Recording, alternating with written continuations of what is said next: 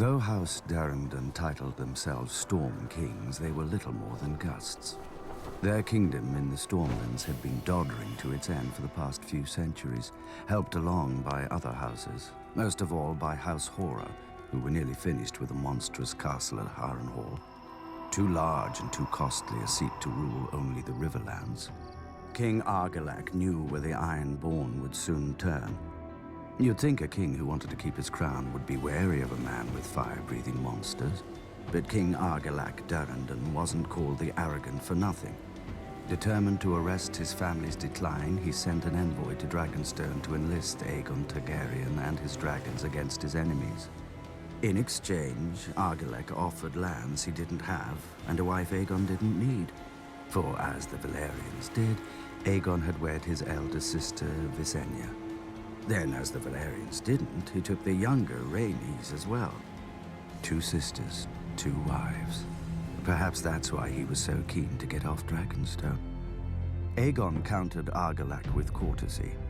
He sent his own envoy requesting that Princess Darrington's hand be given instead to Aegon's closest friend and rumored half-brother, Orys Baratheon.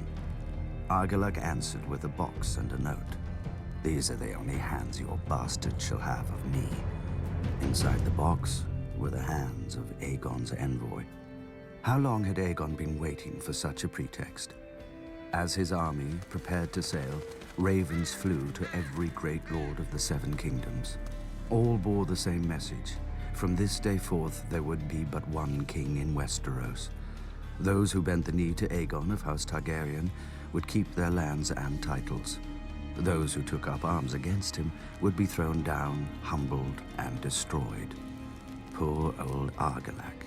He couldn't even match Aegon in arrogance. Aegon landed at the mouth of the Blackwater River and raised a primitive Aegon fort in the disputed land between Harren's and Argilac's kingdom, so that neither could decide whose problem he was. Adopting the customs of the 7 kingdoms, Aegon unfurled his own banner with a red 3-headed dragon breathing fire upon a black field. Visenya crowned him with a ruby-studded circlet of Valyrian steel, while Rhaenys hailed him as the first High King the continent had seen since the Dawn Age.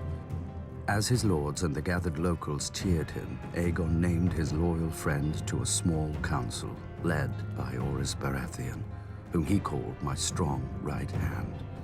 The title stuck, and a bastard became the first Hand of the King.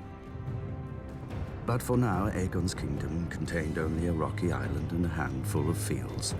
The other kings had larger armies, ships, castles, and thousands of years of rule. But Aegon had dragons. He had chosen for the words of his house, fire and blood. Before he was done, the rivers, fields, and skies would turn red.